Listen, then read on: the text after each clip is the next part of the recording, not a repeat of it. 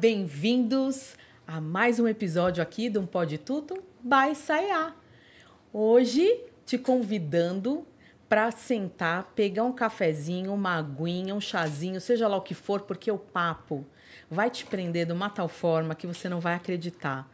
Assunto aqui para mais de metro, muito interessante para nós pais, a gente vai aprender demais com a nossa convidada e estamos felizes por demais, porque já fazia tempo que eu estava querendo bater um papinho com ela e hoje deu certo, né? Enfim, olha, o tema que eu estou tanto aqui fazendo propaganda tem a ver com os nossos filhos, né? Nós que somos pais tão preocupados com a formação deles e com o futuro deles, a gente vai querer saber hoje como ajudar os nossos filhos a terem sucesso no futuro, serem independentes, né? Bom, vamos lá. O tema de hoje é aquele que é a grande incógnita para nós pais, né?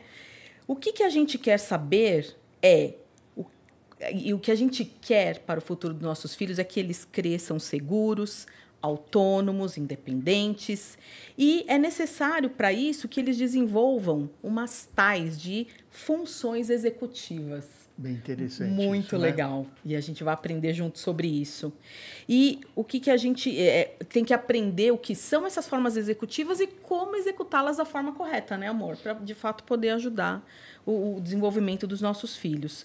E ninguém mais, ninguém menos, uma superentendida, maravilhosa. Trazemos hoje aqui, temos a honra de receber Camila Leon, aqui pessoalmente, para conversar com a gente. E que está fazendo uma formação, né, Camila? Você está presente aqui na formação dos professores da Sayá. Má, apresenta a nossa convidada. Ok, eu vou ler aqui para não cometer nenhuma injustiça. Beleza. Aqui. O currículo dela é vasto aqui. Uhum. Camila Leon é pedagoga, licenciada em letras, psicopedagoga, mestre, doutora em distúrbios do desenvolvimento e atualmente pós-doutoranda em ciências do desenvolvimento humano pela Universidade Presbiteriana Mackenzie. É pesquisadora do grupo de neuropsicologia infantil e professora da pós-graduação em diversas instituições, com destaque para especialização em neurociência aplicada à educação, da Faculdade de Ciências Médicas da Santa Casa de São Paulo, a minha escola também. Também é psicopedagoga, titular da ABPB Nacional, cofundadora e psicopedagoga no INDH São Paulo. Seja bem-vinda, Camila. Camila, Obrigada. muito obrigada por estar aqui conosco. É uma honra te receber. Eu que agradeço a oportunidade de estar aqui com vocês conversando no dia de hoje. Nossa, que maravilha, gente. Nós, como pais, mais uma vez, representando todas as famílias da Sayá, né? Podendo conversar com você e aprender sobre as tais das funções executivas, que eu te confesso que eu sou muito curiosa, mas é uma novidade para mim que eu fiquei encantada quando entendi do que se trata. Então, vamos começar desse começo, né? Conta pra gente do básico. O que são as tais funções executivas e o que elas têm a ver com esse futuro dos nossos filhos. Por favor. Tá certo, tá certo. Bom, na verdade, as famílias já sabem, na prática, o que são as funções executivas. Se a gente pensar que uma das coisas que a gente mais quer é que os nossos filhos tenham autonomia, independência, tanto para as atividades de vida diária, quanto para eles conseguirem estudar sozinhos, por exemplo, sem ficar dependendo da família, né? Sim. E essas tais funções executivas, então, é um termo derivado das neurociências, né? Nós temos diferentes grupos de pesquisa no mundo todo pesquisando essas tais funções executivas, que são um conjunto de habilidades cognitivas que vão ajudar os indivíduos a se organizar para atingir os objetivos na vida.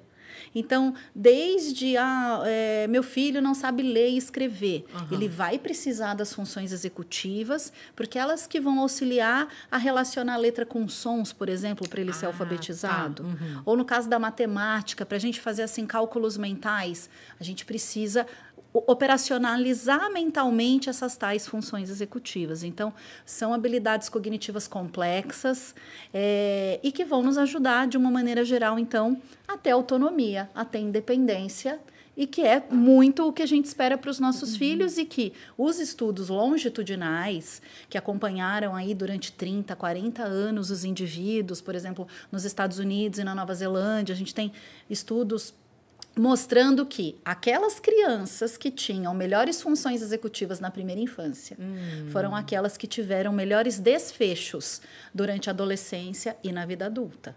Então, a gente consegue estabelecer essa relação do quanto as funções executivas são importantes em todas as fases da vida e o quanto elas são neuroprotetivas para nos auxiliar a ter melhores resultados acadêmicos, profissionais, até de saúde no futuro.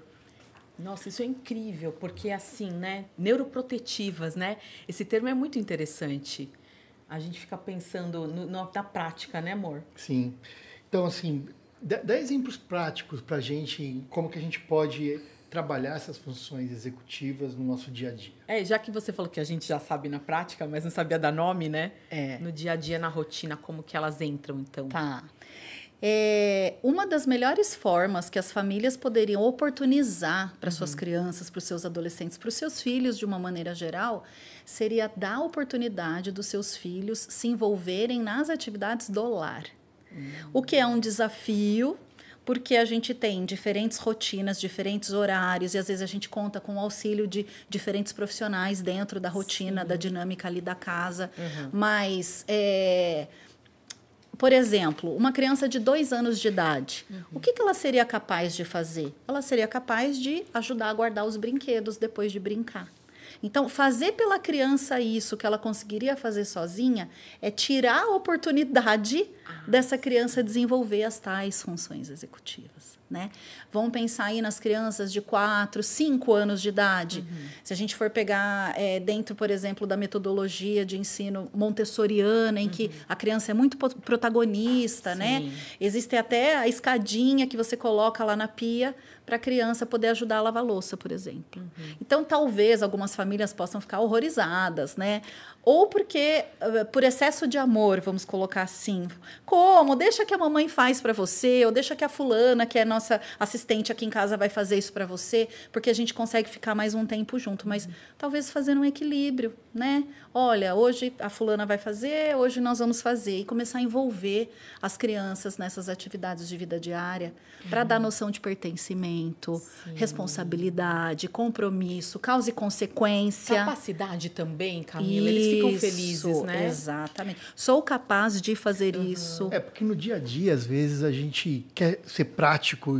Deixa eu amarrar o cadarço aqui para a gente ir logo para a escola. Isso. E a gente acaba perdendo a oportunidade de ensinar e treinar o nosso filho até a autonomia para outras coisas, né?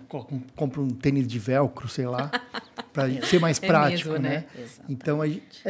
Então, essa questão do arrumar a cama, vamos embora, deixa que eu arrumo para ser mais rápido, né? Isso. Então, a gente precisa dar trabalho ensinar. Né? Dá trabalho, né? Como é criança não trabalha? Criança dá trabalho. É isso, né? Exatamente. Palavra cantada também. Palavra cantada, adorava. Nossa, cantávamos muito com as meninas.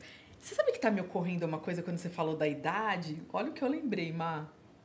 E aí você vai me corrigir se eu tô falando absurdo, tá? Da Super Nani. Sim. A Super Nani, lembra que nós assistíamos? Tinha medo dela. Pesadelos com ela. Porque assim, eu me lembro de ela montar quadros com os pais, né? E colocar em um lugar estratégico da casa. Ela analisava a partir da idade dos filhos e falava, ele pode fazer isso, põe um X, dá uma estrelinha. É por aí. Então, aquilo era desenvolver essas funções executivas. Exato. E a gente pode até estabelecer uma relação com essa estratégia que você está comentando da Super Nani com a escola. Sim. Porque na escola, todo início do ano, geralmente as escolas fazem os combinados com a turma. Tá. Respeitar os colegas, cumprir com os horários, não falar quando o colega está falando. E o ideal seria a professora não só fazer o quadro dos combinados, mas ir monitorando o comportamento das crianças. E às vezes até ir atribuindo ponto positivo, ponto negativo, para ter noção de causa e consequência, para auxiliar na motivação da gente se engajar nos comportamentos para ter consequências positivas. Claro. E aí, se as famílias conseguissem começar a estabelecer também alguns combinados, e assim, cada família vai ter que escolher sua luta. Não vai dar para fazer um quadro de rotina com 20 itens e querer que diariamente aquilo seja realizado, porque a família vai ficar esgotada, a criança também, mas a gente poderia começar com pequenos passos.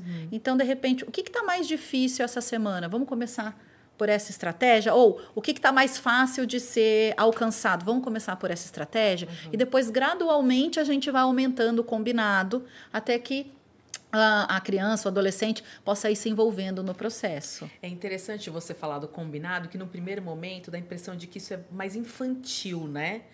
Mas não, porque com o adolescente funciona muito bem. Obviamente que a gente não precisa usar a palavra combinado. Você vamos fazer um acordo? Isso, não exatamente. Não é? Porque eu acho que é bem por aí. Muda essa linguagem, né, Camila? Para nós, que hoje somos pais de adolescentes, né? Isso é muito nítido, essa mudança de etapas, né, Má? Sim. E a minha preocupação sempre foi muito grande na questão da linguagem, né? De elas não sentirem que eu estava infantilizando. Falar, mãe, sabe? Não está levando em consideração que eu estou crescendo e tal, né? Então, nós pais também deveremos ter, né? Esse cuidado de pensar nessa linguagem para esses combinados nas diferentes idades. O bom dos adolescentes é que o desenvolvimento cognitivo deles já está mais avançado do que o das crianças. O que é, por um lado, um desafio, mas, por outro, abre para o diálogo, né? E existe um termo técnico que a gente chama de metacognição, que é fazer o outro pensar sobre o próprio comportamento. Então, quando a criança é pequena, ela depende muito da mediação do adulto para direcionar o comportamento. Quando ele é um adolescente, ele já sabe que ele precisa fazer. E aí o adulto precisa ter esse clique de falar, eu não vou mais direcionar, eu vou perguntar. Então, filho, eu vi que você chegou... Tem tarefa hoje? Ao invés de, olha, tá na hora de você fazer sua tarefa. Então, eu mudo o direcionamento do comportamento para fazer um questionamento. Maravilha. Né? Aí posso abrir para o diálogo e abrir para a negociação. Filho, você me contou que você tem o trabalho de matemática para fazer e que você queria sair com seus amigos. Como que nós vamos fazer? Vamos tentar dar a oportunidade dele parar, pensar, se organizar, se planejar. E, às vezes, deixa ele fazer o planejamento do jeito que ele achou que seria mais viável, mesmo você sabendo que não vai dar certo. Se não tiver nenhum risco, se couber na agenda, depois volta, senta de novo e fala, e aí, filho, deu certo? Poxa, mãe, não deu. Nossa, o que a gente pode fazer, então, da próxima vez? Então, a gente sai desse papel durante a adolescência de ficar direcionando para fazer o grilo falante, né? O papel de questionar, depois vamos avaliar se deu certo ou não, e tudo isso são funções executivas, né? Então, acho que é importante, talvez, tocar em 3 termos técnicos das funções executivas, claro, só para dar um pouco mais de clareza para as famílias. Perfeito. Porque quando a gente fala assim, organização e planejamento, são funções executivas complexas. Sim. Então, às vezes, tem famílias que esperam que crianças de 6, 7 anos, 8 anos tenham uma autonomia, uma independência para já chegar da escola e já... Mamãe, hoje tem tarefa, vamos sentar... Gente, não dá, eu quero jogar, eu quero tirar o uniforme e fazer alguma coisa mais prazerosa, né? Enfim, então... Organização e planejamento são funções executivas. Maravilha. Ao mesmo tempo, nós temos uma função executiva que acho que todo mundo quer e precisa, que é controle inibitório, que diz respeito ao nosso controle dos impulsos. Seja o controle do impulso comportamental, cognitivo, de mim com os meus próprios pensamentos, ou o atencional, que é, olha... Eu tenho que fazer tal coisa, mas meu celular está aqui do lado e ele vai ficar apitando e ele vai ficar me distraindo. Então, que estratégia que eu vou usar para eu conseguir focar a minha atenção durante determinado tempo para executar uma tarefa, seja ela qual for? Seja ela arrumar minha cama, que vai executar, vai recrutar as minhas funções executivas, ou estudar para uma prova, ou fazer um simulado para o vestibular. Então, assim... a gente vai ter que pensar em como organizar o ambiente, diminuir os distratores para a gente conseguir fazer a canalização desse controle inibitório, né? Então, a gente falou em organização e planejamento, que são complexas. Falamos de controle inibitório, que é uma das básicas. Dentro das básicas, a gente tem um conceito chamado memória de trabalho, que é uma memória que opera no aqui e agora, no qual eu vou manipular informações mentalmente. Então, para a gente fazer um cálculo mental, é como se eu abrisse uma lousinha mental, depositasse as informações, desse a resposta e depois apagasse aquela informação. Então, eu preciso dessa memória de trabalho, né? No dia a dia, essa memória de trabalho às vezes fica sobrecarregada das crianças e dos adolescentes, e o controle inibitório dos pais fica desgastado. Vou dar um exemplo na prática, né? Quando você já combinou com seu filho que quando ele chegasse, ele deveria seguir uma sequência de passos, né? De repente, tirar o uniforme, colocar o uniforme para lavar, verificar se ele tem tarefa, nananana, enfim, uma sequência. E aí ele não faz aquilo, aí a gente se irrita, então a gente adulto perde o nosso controle inibitório e sobrecarrega a memória de trabalho do filho, da filha, enfim, porque a gente começa eu já falei para você que era para você chegar lá, né? E aí, nem o meu comportamento vai ajudar naquele momento e nem o da criança. Então, assim, fica disfuncional e a gente começa a ficar cansado. Então, o que a gente poderia pensar, pensando nessa memória de trabalho, que é uma das funções executivas mais importantes para o aprendizado acadêmico, né? A gente poderia, talvez, sair da estratégia auditiva e ir para a estratégia visual. Então, de repente, sentar um dia, vai dar trabalho, como a gente comentou. Sim. Eu vou ter que abrir espaço na minha rotina para fazer isso. Talvez no final de semana e falar, filhão, o negócio é o seguinte, tô cansada já. Você já reparou? Então, na metacognição, que toda vez que você chega, eu fico chateada porque a gente já combinou e você não executa. Vamos fazer uma sequência de passos, se ele for criança, com imagens, se for um adolescente com texto, ou filho, como que fica melhor para você? Porque, assim, envolver o filho no processo é muito melhor do que eu já chegar dando direcionamento. Perfeito. E, obviamente, a gente vai ver se aquilo cabe na agenda, no ritmo da família, e nós vamos testar para ver se dá certo. Mas, então, seria uma estratégia, pensando na memória de trabalho, para a gente não sobrecarregar a memória de trabalho auditiva verbal deles, indo para a estratégia visual, né? Não queria te cortar, não, né? Pode Você tá falar. indo tão bem, mas o que me vem assim num primeiro momento, dá um mega trabalho para os pais, mas depois, a médio e longo prazo, aquilo vai se diluindo e a coisa vai fluindo, não é? E por quê, Débora? Porque um dos conceitos que a gente tem das funções executivas é assim, que esse conjunto de habilidades ele vai ser necessário quando não for suficiente para o nosso cérebro agir de forma automática. Ou seja, se eu estou implementando uma nova rotina em casa com novos recursos, vai dar trabalho, porque eu vou precisar muito das funções executivas. Sim. Depois, aquilo vai se tornar mais automatizado, vai entrar dentro da rotina, o cérebro não vai precisar ficar gastando energia do córtex pré-frontal, que é essa região atrás da nossa testa, associada ao amadurecimento das funções executivas, para executar algo que ficou automático. Exemplo, vocês cozinham? Quem cozinha aí? 80, não, vai. 60-30. Mas maravilha, os dois cozinham. Eu sou o artista, ela é o mais funcional. Uau! Né? Parabéns! É nada, ele cozinha muito em nós, é verdade. Ele arrasa. Não, mas vamos pegar um exemplo simples. Passar um café. Como que é para vocês passar um café? Você precisa pensar nos passos? Tanto não, que de manhã eu tô meio acionada, vou lá fazer o café e falo, ixi, será que eu coloquei água? Exato. Quantas vezes eu não faço isso? Exato. Então, assim, para a gente ser capaz de seguir um procedimento em etapas e chegar no produto final, inicialmente eu vou precisar recrutar as funções executivas e depois fica automático. Então, o exemplo do café é isso. Então, voltando no exemplo que a gente falou de talvez sair da estratégia auditiva e ir para uma estratégia visual, no início vai dar trabalho? Vai. Mas o que a gente espera? Que isso entre depois no piloto automático. Claro. Para facilitar a vida de todos.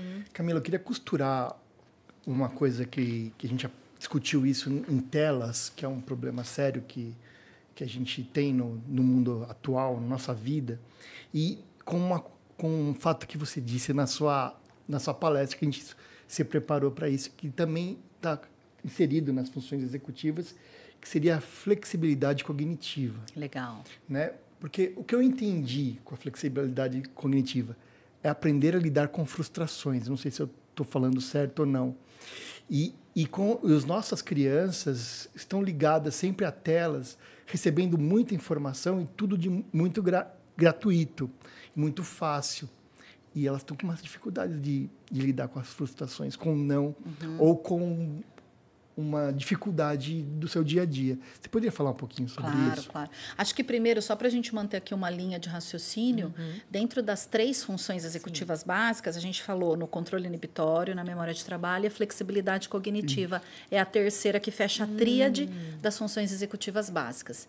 E só voltando um pouquinho no conceito das funções executivas, alguns autores vão falar que elas funcionam como se fosse o maestro da orquestra cerebral. Elas é que vão ajudar no gerenciamento não só do comportamento, das habilidades cognitivas, mas das emoções. Então, quando você fala na frustração, a gente pode pensar nas funções executivas de uma maneira geral, porque quando alguém está desregulado ou porque está frustrado, será que faltou flexibilidade cognitiva ou controle inibitório? Né? Então, a gente começa a pensar que, às vezes, elas se misturam e, às vezes, eu consigo diferenciá-las. Mas, pensando um pouquinho nas questões ligadas à frustração, a gente tem uma série de aspectos que vão contribuir para as crianças não conseguirem lidar com essas emoções desconfortáveis. Porque a gente não fala mais em emoção negativa. A gente vai falar em emoção desconfortável, né? Aí a gente precisa pensar em alguns aspectos do tipo: será que as famílias estão sabendo dizer não para os seus filhos? Do ponto de vista da escola, às vezes pode dar a impressão para a gente que tem algumas famílias com dificuldade em falar não. Então, é tudo pode. O que você quer comer hoje? Onde você quer sentar? Então, coloca essa criança tanto no centro que acaba dando uma descompensada até na hierarquia da estrutura familiar de quem tem o córtex pré-frontal mais amadurecido, né? Então, vamos pensar bem. Quando alguém está apresentando frustração, a gente precisaria entender que sentir frustração faz parte da vida. Acho que esse é o primeiro ponto, né? E talvez tentar entender como que essa família lida. Será que existem momentos de frustração nessa família? Exemplo, a gente estava comentando até antes de começar, né? Sobre combinados, consequências, né? Filho, eu te amo, mas você não estudou para a prova. Você não vai sair com a galera no final de semana. Ele vai ficar frustrado, ele vai ficar irritado. Eu, quando era adolescente, falava para minha família assim: eu vou fugir dessa casa. Não. Hoje em dia, quando a gente se encontra, que eu tenho um vínculo muito bom com os meus pais, a gente dá risada e lembra das histórias, né? Eu, muito ciumenta, quando eu era menor, falava para minha mãe: se você tiver mais uma filha, eu vou fugir dessa casa. Eu tenho só uma irmã mais nova do que eu e eu não queria ter mais. Tá bom, né? Já uma irmã tá bom. Mas então, é só para a gente entender que talvez a gente precise entender como que está a cultura dessa família em relação à vivência da frustração. Existem momentos em que a frustração acontece e ela é validada. Nossa. Que é tipo assim: filhão, difícil, né? Eu estou entendendo que você está triste, mas essa é a decisão que a gente tomou. E daí, às vezes, tem famílias cedendo muito, né? Entendi. Porque o desconforto de ver, vocês que são pais, vocês sabem disso, o desconforto de ver o seu filho sofrendo por algo que você poderia falar sim, às vezes, não é? Não, é dolorido. É dolorido. Então, dolorido, mas a gente sabe que no final é pro bem, né? Exatamente. Eu, muitas vezes, eu explico para elas, sabe? Eu me lembro que a minha mãe, né? Na adolescência ou quando eu era criança, não, porque é não. É não, e você não vai perguntar, a decisão é minha e ponto final. Aí a gente ficava pensando: caramba, mas por que não, né? E aí, hoje, né, pensando, não, o dia que eu for mãe, eu vou querer explicar. Obviamente que também a gente sabe que tem um momento certo para isso, né? Então, óbvio que também quando é possível. Eu gosto de explicar, gosto de dizer: olha, a decisão é por causa disso, né? Eu acho que também faz com que elas reflitam mais e tudo mais, né? Excelente. Pensar junto, às vezes dar alternativa, falar: olha, você pode A ou você pode B, né? Você está estabelecendo o limite ali, né? E aí, só para finalizar o raciocínio que você falou da questão das telas, né? Então, não consigo atribuir uma relação direta de uso de tela com inflexibilidade cognitiva. Talvez a gente possa pensar num déficit geral de funções executivas, por quê? Está associado a prazer imediato, né? Então, quando eu tenho o que eu quero, na hora que eu quero, no toque de um dedo, é até um desafio para os professores, né? Como que eu vou dar para essa criança, para esse adolescente, uma oportunidade de um prazer imediato que não seja no toque de um dedo, né? Então, acho que é um desafio que a gente está enfrentando agora, principalmente pós-pandemia, Sim. E até para nós Eu adultos. Não digo nem só no ambiente escolar, dentro de casa mesmo. Não, Você mas- bloquear a tela e proporcionar prazer com seu filho sem a tela, né? Não, sim, mas agora eu pensando na escola, é um grande desafio para os professores, Sim. né?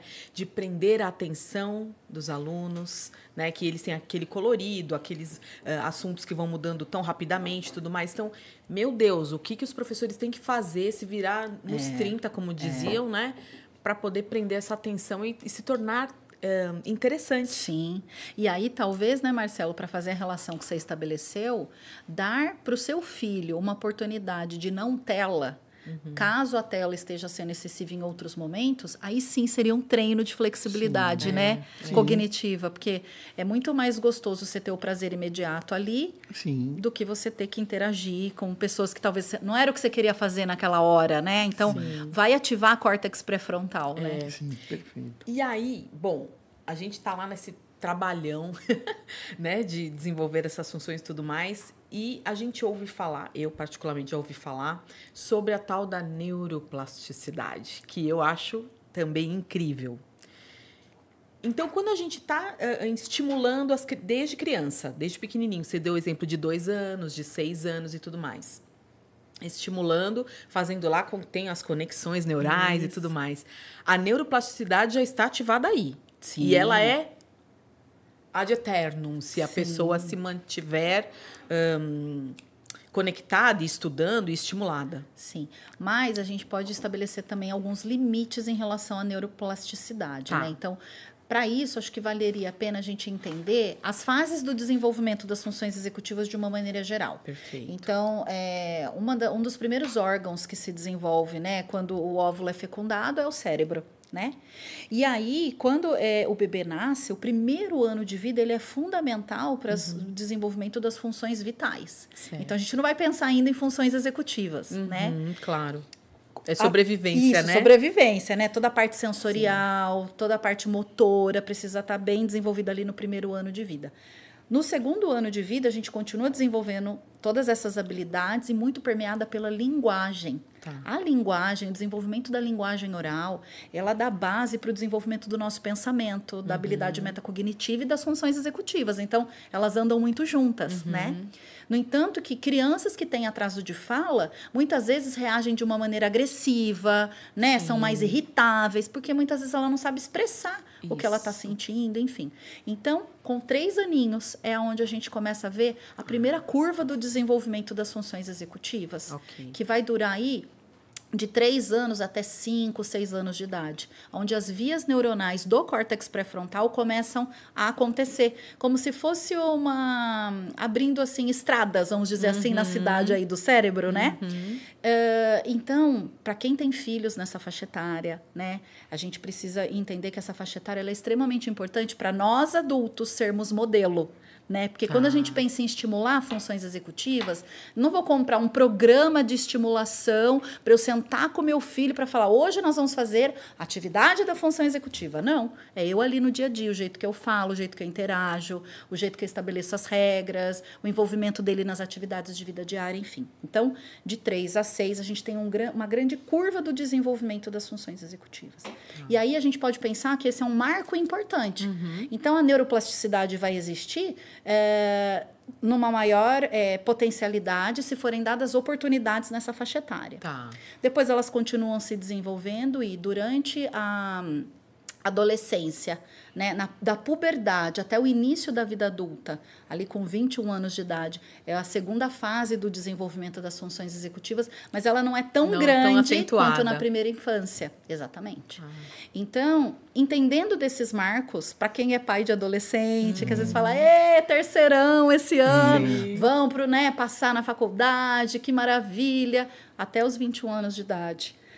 Ainda é necessário um apoio, esse córtex pré-frontal externo da relação, que é o adulto, que são os pais, que são os professores, que é o uso das estratégias compensatórias, né? O despertador, a agenda, saber gerenciar o tempo, tudo isso vai ajudando a gente a desenvolver as funções executivas. Aí a gente poderia pensar na neuroplasticidade, talvez depois dessa faixa etária, em que é possível continuar desenvolvendo depois de 21 anos de idade? Sim. Como? se oportunizando sair do piloto automático em alguns momentos. E aí, a melhor ideia é aprendendo coisas novas. Muito mais pensando em habilidades do que só conhecimento, né? Então, sei lá, quer aprender a tocar violão, a dirigir, a cozinhar, enfim, a fotografar, né? Você vai dar a oportunidade do seu cérebro de fazer novas conexões ou fortalecer novas conexões, pensando aí, principalmente no córtex pré-frontal. É interessantíssimo, estou fazendo uma conexão aqui, porque até o término da faculdade, né? Da primeira faculdade, vamos dizer assim. Então, a neuroplasticidade, ela, né, como você diz, não está tão atenuada, vamos dizer, porque é natural esse desenvolvimento devido à formação. Isso. Né? E aí, quando agora eu já estou formado, agora não preciso mais estudar, agora, né? Agora minha vida, vou trabalhar, ganhar dinheiro e curtir. Não. Aí tem ainda esse caminho. Tudo está fazendo sentido para mim, Camila. Que bom. Eu estou achando o máximo isso. E aí, não sei se faz parte do escopo do interesse de vocês, mas por que eu falei do limite da neuroplasticidade? Sim, porque dependendo da faixa tudo etária, dependendo se teve uma lesão encefálica, talvez exista um comprometimento de que talvez eu não consiga reverter. Eu posso ter melhoria de qualidade de vida, mas talvez eu não consiga ser tão bom quanto eu seria 20 anos atrás, por exemplo. Então, aí, cada caso é um caso. Entendi. Claro. E como essas funções executivas podem ser trabalhadas na escola, esses dois estirões de crescimento, assim, de desenvolvimento das funções executivas. Inclusive, Camila está aí, né? Com os professores, né, Camila? Trabalhando tudo isso. Esse ano a gente começou uma formação continuada com os professores para dar esse conhecimento para eles, tanto do ponto de vista da nomenclatura, né? Porque uma das grandes contribuições da neurociência não é dar um novo... olha, faça desse jeito, que você nunca pensou nisso, que vai resolver. Não. Muitas vezes é dar as nomenclaturas para os professores de processos e atividades que talvez eles já faziam, mas eles, na linguagem escolar, a gente chama de intencionalidade pedagógica, que é quando eu faço uma determinada atividade com a intenção de, né? Então, tem muitas coisas da prática diária do professor que a gente tem trabalhado muitas vezes até com a consciência dele de que, olha, ao invés de fazer uma vez por semana, faça isso todos os dias. Então, muitas das coisas que a gente conversou aqui para casa serve para a escola, né? Então, a gente tem a rotina estruturada na lousa, desde a educação infantil até o ensino médio. Diminui a ansiedade, ajuda na gestão do tempo, na organização e no planejamento, né? Então, desde a rotina na lousa, o diálogo e a forma de interação do professor com o aluno. Lembra que a gente conversou hoje sobre a metacognição? Sim. É a mesma coisa na escola, né? Então, a relação adulto-criança, adulto-adolescente, independente do contexto, né? Então, seja em casa ou seja na escola, seria interessante que a gente fizesse o uso da linguagem como promoção dessas funções executivas. Então, isso. E a gente tem trabalhado também com exemplos de atividades para cada uma das funções executivas. Porque aí o professor pode adaptar o tipo de atividade para o seu conteúdo acadêmico. Né? Então, brincadeira, às vezes, né, com música, que uma hora eu faço assim, uma hora eu faço assado, eu estou estimulando qual função executiva. Então, a gente tem feito muita reflexão com exemplos práticos nas nossas formações. Não, isso é maravilhoso, porque eu acho que a partir do momento que você explica tudo isso, abre, né, a visão, porque tem muitas amigas que às vezes a gente conversa e ficam perdidas. Ai, meus filhos estão dando tanto problema, eu não consigo dialogar, eu não consigo fazer. E aí, a partir do momento que você consegue ter acesso, né, a esse tipo de tema, eu acho que as coisas esclarecem, entende? Então, porque a mãe acha que não, vem o divino né, vem aquele poder materno e tudo que você faz é perfeito, tudo que você faz é por amor.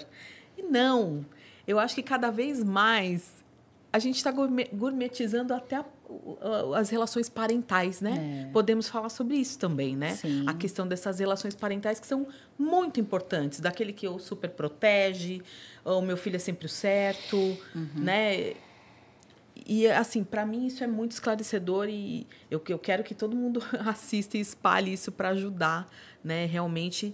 E para os professores, sabendo dar os nomes, como você está dizendo, também é uma coisa que um diferencial no nosso trabalho, porque o que você disse, você tem a intenção de ajudar, fazendo de determinada forma, mas às vezes você não sabe como dar nome para aquilo, né?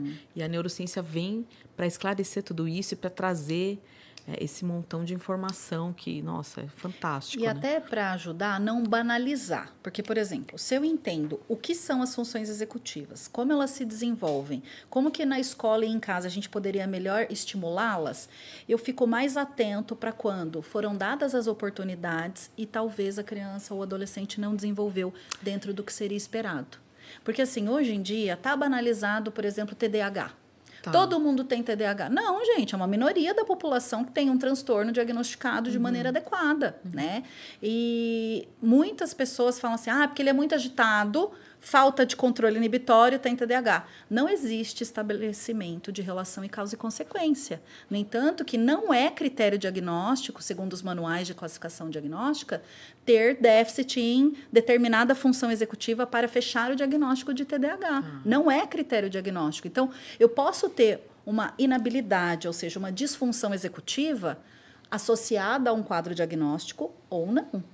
Então, todo mundo tendo mais consciência de quais são, como estimular, a gente consegue garantir uma estimulação mais adequada, garantir que foram dadas as oportunidades e, na comparação, então, com colegas da mesma faixa etária, perceber que talvez aquele precise de um olhar mais atento, que talvez ele esteja sinalizando que talvez ele feche algum diagnóstico, que a gente precisa entender o que está acontecendo, se é um excesso de uso de telas, se é falta de sono, se é falta de alimentação. São tantos os fatores. Que eu queria isso. chegar, né?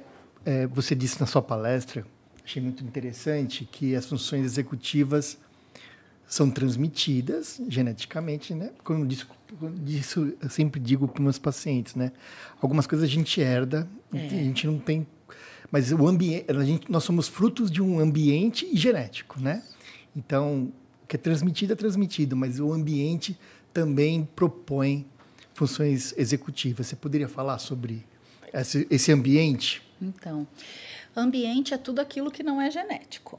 Então, o nível de escolaridade do pai e da mãe, a forma de interação, a gente chama isso de parentalidade, né? A forma de educação que os nossos pais nos dão, o nosso tipo de escola, se eu faço atividade física ou não, a minha relação com as emoções, qualidade do sono, nível socioeconômico, etc. Nós temos assim uma série de fatores, nível de estresse, né? Então, são uma série de fatores que vão afetar de forma positiva ou negativa as minhas funções executivas.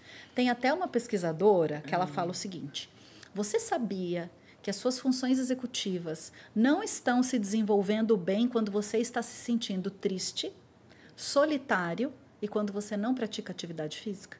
E aí a gente pode pensar o quê? Na pandemia. Sim. O quanto a pandemia afetou o desenvolvimento das funções executivas de todo mundo, né? E o quanto a gente ainda está enfrentando prejuízos que estão aí arrastados da pandemia. Seja das crianças que foram alfabetizadas nesse período, ou quem entrou na puberdade, ou enfim, são tantos as diferentes faixas etárias e o quanto a gente ainda está colhendo frutos dessa pandemia associada a uma disfunção executiva, por exemplo. Sim, nossa, perfeito. Interessantíssimo.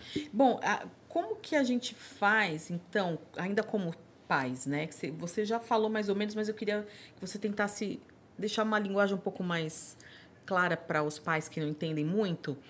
Quando é que eu percebo que o meu filho está...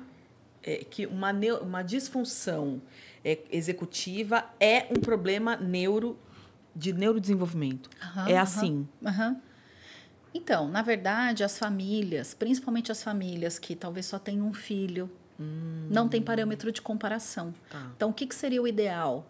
Você está achando que seu filho está meio diferente dos demais. Quando você vai numa festinha e você vê o seu filho e vê as outras crianças da mesma faixa etária. Que tal ir conversar na escola? O professor, isso nós temos vários estudos mostrando, ele é o melhor avaliador no sentido qualitativo, porque ele consegue comparar o seu filho com os demais coleguinhas da mesma faixa etária. Então, às vezes, tem famílias que vão falar assim, ai, mas meu filho ainda não está alfabetizado, o filho da fulana que estuda no colégio tal, falo, calma, não era para ele estar alfabetizado ainda.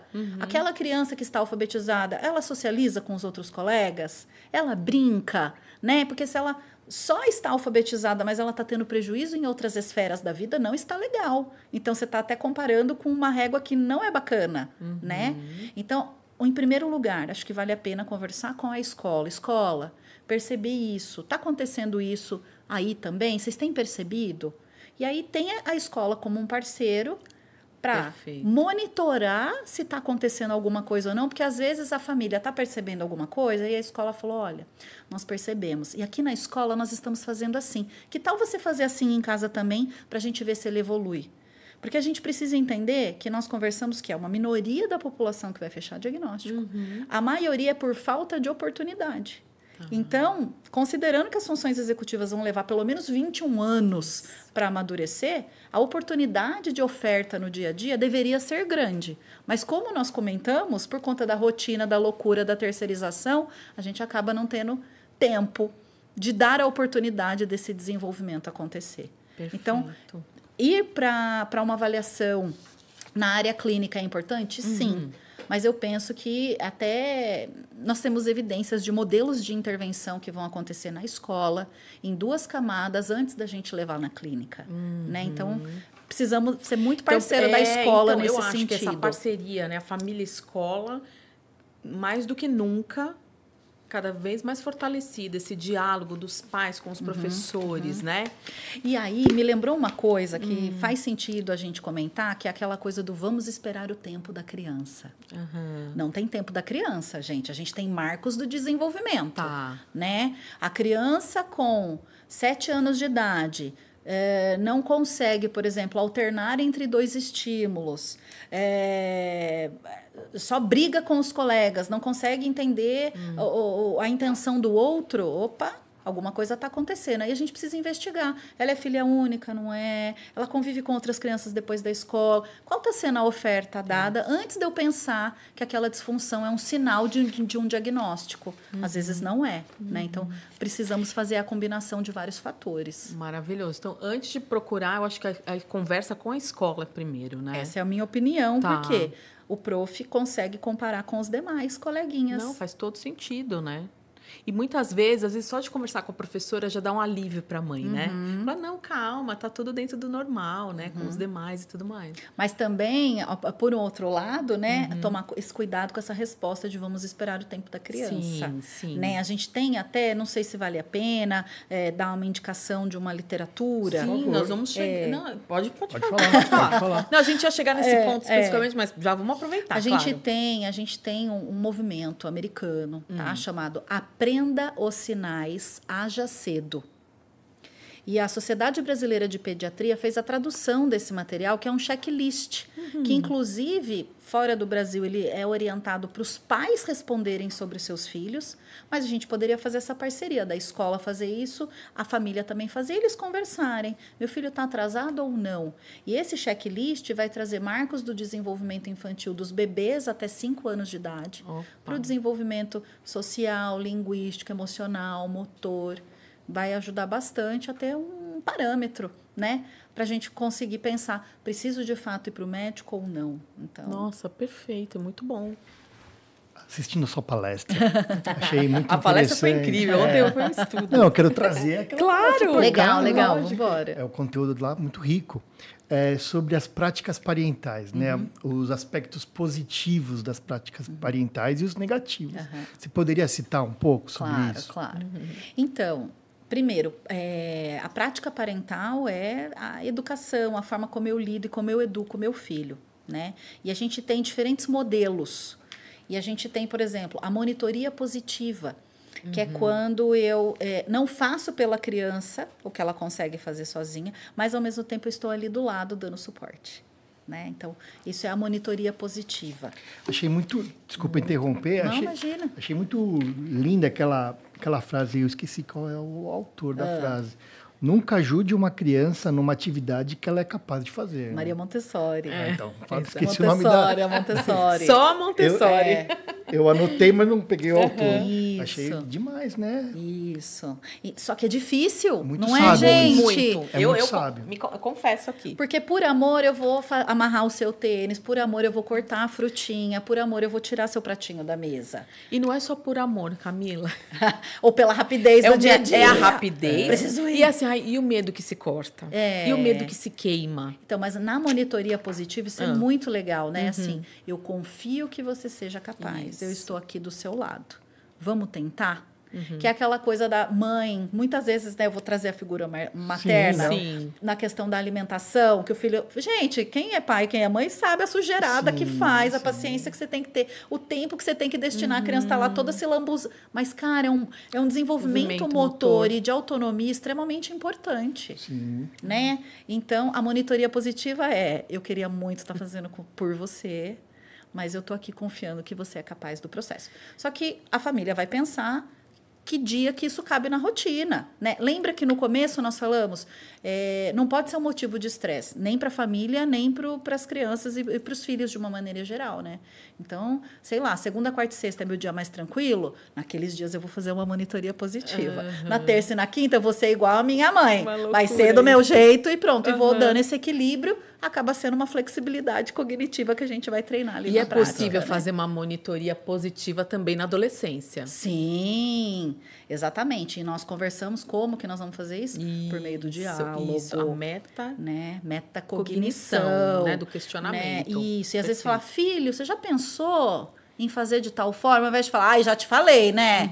Você tinha que fazer desse jeito. Não. Filho, que tal... Né? Acho que a família podia ter um bilhetinho em algum lugar. Que tal? Que tal? Né? Dá vontade de falar assim, que tal?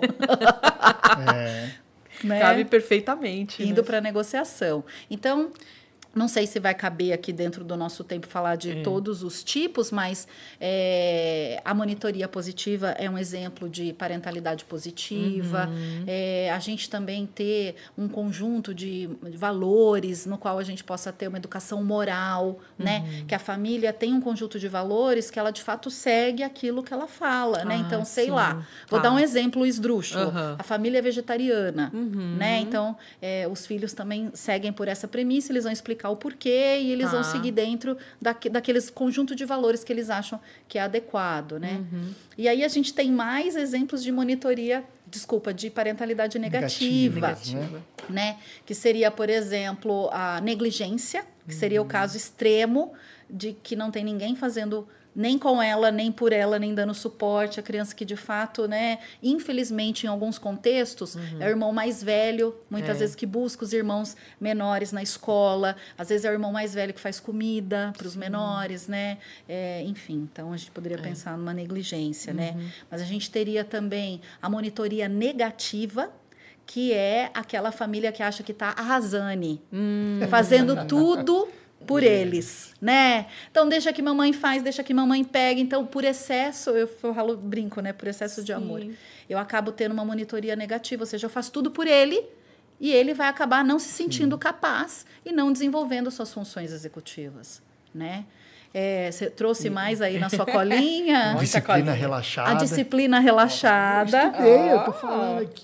Marcelo, a disciplina relaxada é aquela família que depende de como eu estou, depende do meu mood, né? Se naquele dia eu tô feliz, tudo pode, amanhã não pode mais. Então, aquela criança vai vai ficando insegura. Hoje eu posso, hoje eu não posso, né? Qual é a regra? Não tem regra. A regra depende do humor do pai ou da mãe. Isso é muito ruim, né? Então assim, né? Em suma, de fato, nós somos o modelo, nós somos responsáveis, nós temos que estar juntos, sim, nós temos que estimular, sim. E não adianta, porque de vez em quando a gente escuta falar, não, mas tudo é culpa da mãe e do pai. Nós somos responsáveis. Mas é assim. Senão também depois vai sair todo mundo daqui querendo o telefone da terapeuta. Até valeria a pena, né? De repente, Né? chamar uma psicóloga para vocês conversarem sobre a culpa materna, Opa, principalmente. ótimo Não tema, muito negligenciando os obrigada. pais, tá? Mas geralmente dizem que quando nasce uma mãe, nasce a culpa. Né? Porque a mãe, às vezes, está lá verdade, tomando banho, Camila. o neném tá chorando, aí você sai do banho porque você precisa atender seu filho. Então, é uma loucura isso, até você entender quem é você, quem é o outro, até onde eu Quantas vou. mães você não vê? Não tomei banho. Exatamente. Ficou o dia inteiro até o pai chegar. Toma que o filho é teu, né? Então, só para a gente tomar um cuidado, porque quando a gente fala assim, olha, as funções executivas são moduladas pelas experiências e pelo ambiente. Eu não posso achar que o pai e a mãe vão acertar. Sempre. E que ainda Claro. que eles deem toda a oportunidade de desenvolvimento, que o filho vai ter sucesso no futuro. Né? Eu vou Sim. tentar dar todas as oportunidades, mas eu tenho características individuais, eu tenho interesses e motivações intrínsecas que vão ir além da saúde mental dos filhos. Então, são uma série de outros fatores que a gente não controla. Não tem como E controlar. quem tem mais que um filho, eles são diferentes, Sim. né? Com o mesmo estímulo. Exatamente. Nós temos gêmeos aqui, elas são completamente diferentes uma da outra. Agora, tem uma coisa que eu acho que é extremamente importante, um efeito chamado efeito Pigmalião. O quanto a crença do adulto na capacidade do outro de aprender e de ser capaz influencia na própria capacidade do outro. Né? Então, a gente falou um pouquinho disso em algum momento, por exemplo, numa monitoria positiva, que é, eu acredito que você seja capaz, eu estou aqui por você, mas você vai sozinho. Né? E aí, independente da faixa etária, o quanto é importante a gente acreditar na capacidade dos nossos filhos. Sim. E essa nossa crença impacta na crença deles. Sim. Então, isso, mais até do que a gente pensar em vou fazer um treinamento de funções executivas em casa, é pensar, eu sou modelo, então, filho, vai fazer atividade física e eu não faço? Eu preciso. Então, pensem quais são o conjunto de valores que essa família vai ter, promotores de funções executivas, que seja coerente do adulto com o filho, né? Na importância dessa capacidade de acreditar que ele é capaz. Então, é um combinado de vários fatores, né, Marcelo e Nossa. Débora? Não é tão simples Sim, achar claro. que aí tudo depende de mim. Não, não é. Não é mesmo. Mas muita lição. Muita lição aqui. Começou de ontem, da palestra, e agora, Sim. né, amor? Porque a gente sempre quer acertar, né? Isso é verdade. A gente faz por amor, querendo acertar, mas temos que ter a humildade de reconhecer, não, aqui eu preciso rever. Que somos imperfeitos, Não é? que vamos errar, Com que está tudo certeza. bem, porque é todo mundo aprendendo Com um certeza, com os outros. todos nós, né? Camila, eu queria muito ficar assim horas com você. Mas eu sei que você também tem uma agenda muito cheia de compromisso e tudo mais. E, assim, acredito que teremos muitas outras oportunidades de conversarmos aqui no Pode Tudo by Sayá. Você está convidadíssima para voltar. Obrigada. Né? Eu acredito que a gente conseguiu aqui contemplar e fazer os pais terem uma boa noção de funções executivas, de como estimular os nossos filhos, né? E, enfim, eu gostaria, assim, de pedir, se você quiser, dar uma dica para os pais ou professores, uma mensagem final para a gente poder encerrar. Tá. Eu estou aqui relembrando dos estudos que falam assim, quais estratégias de fato foram comprovadas cientificamente, pensando nas famílias. E aí, duas características que eles vão falar quanto mais naturalístico for, melhor. Ou seja, de fato, a gente voltar para esse adulto enquanto modelo do processo. Muito mais do que, olha, comprei tal coisa. Filho, comprei um tablet que tem um treinamento de funções executivas. Faz aí! Não, vamos fazer juntos. Né? Então, acho que a palavra-chave é mediação. É a gente pensar na importância da nossa presença, da nossa mediação. Quanto mais naturalístico for, melhor. Quanto mais dentro da rotina da criança e do adolescente, mais eficaz vai ser. Então, ir para a psicoterapia é importante? Com certeza. Mas se eu não fizer a minha parte em casa, ali na lida do dia a dia, o processo vai ser mais difícil, mais doloroso, mais a longo prazo. Então, precisamos estar juntos, né? Família, terapeutas, escola, todo mundo junto. É um tripé, né? Isso aí. Maravilhoso. Quer fazer alguma colocação?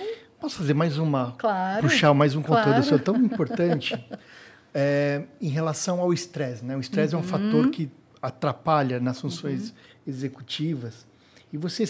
E E às vezes estresse é algo que a gente não consegue controlar, né? Vem um desafio, vem um problema que a gente não consegue controlar.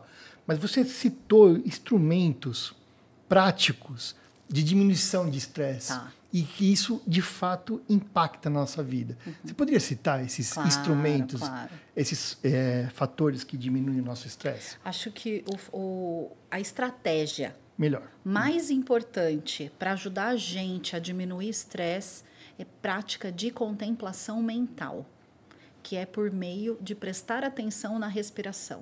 Então, é independente da crença religiosa, é eu entender que em alguns momentos do meu dia, eu poderia ter o hábito de parar para prestar atenção na respiração, né? Como isso não é uma coisa natural, no entanto que a gente está aqui, ó, há 1 hora conversando, alguém parou para... Ninguém, porque nós estamos aqui super empolgados, né? A gente nem para prestar atenção na respiração. Quando a gente está tendo uma crise, né? Por exemplo, meu marido foi diagnosticado com TDAH na vida adulta. E ele tem desregulação emocional em alguns momentos. E aí a gente aprendeu juntos, ele na terapia dele, e aí ele me ensinando a autorregulá-lo. Quando ele está num estresse muito alto, não adianta falar. Tem que ir para alguma coisa fisiológica. Eu já falo, amor, tá na hora de você tomar aquele banho gelado, né? Ou alguma estratégia que tire ele daquela sensação, e aí a gente só vai fazer a metacognição depois, para tentar entender o que aconteceu que foi chegar naquele nível, né? E hoje em dia ele faz mesmo um treino de respiração com uma pessoa e tem lá uma planilha para seguir e tal. Então, mas a gente não precisa de nada muito elaborado. Tendo consciência de que parar para prestar atenção na respiração é importante, a gente poderia fazer isso, sei lá, lavando louça, tomando banho, tentando sair do piloto automático para prestar atenção nessa via sensorial que é a respiração.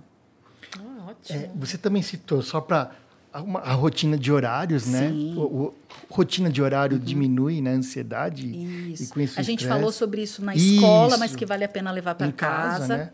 Apagar a luz numa hora certa, que eu adoro. 9h30 da noite, apagar a luz. Contato com a natureza. Exatamente. Hoje a gente tem... Estou falando o que você está falando, sim, tá? Hoje a gente tem... palavras tá da relembrando, Camila, né? Exatamente. É porque é tanto assunto, né? Tem alguns estudos mostrando que 5 minutos que você contemple a natureza, o seu cérebro já volta para níveis, estados de tranquilidade, de repouso, sai daquele nível excitatório do estresse em determinadas regiões do cérebro. E um outro que você também citou lá, que a gente falou com o padre Eduardo no episódio de telas, brincar. Brincar faz parte. E não é na tela, né? Não, brincar. Com analógico, fazer. Exatamente. Isso ajuda a gente a... E o quanto a gente perde isso, né? Eu e meu marido somos só nós dois, né? Então, muitas vezes a gente, sei lá, pegou um trânsito, eu falo, vamos começar? E a gente começa a fazer alguma brincadeira de linguagem oral, sabe? Sim. Seja em inglês, em português, ou vamos brincar de stop e, sei lá, frutas que comecem com a letra tal. E a gente vai brincando para ir se distraindo. E a gente poderia fazer isso com os nossos filhos, com os nossos pais, né? Enfim, resgatar esses momentos de convivência sem telas. Agora sim, gostei. Agora... Eu quis citar essas... Ótimo, foi bom você ter relembrado. Não, e agora, né, tudo se completa, né, amor? Sim. Lá em casa, 9h30 da noite, acabou. Luz apagada.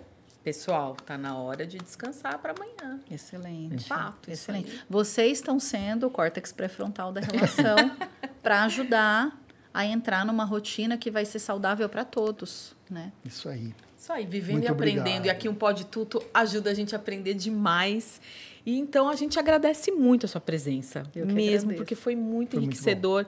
E a gente espera que todo mundo tenha acesso, assista, né? Os pais, para ajudar, enfim, é isso que a gente busca aqui, né? Ajudar as famílias. Muito Obrigada, obrigado, Camila. Eu agradeço. Obrigada. Obrigada.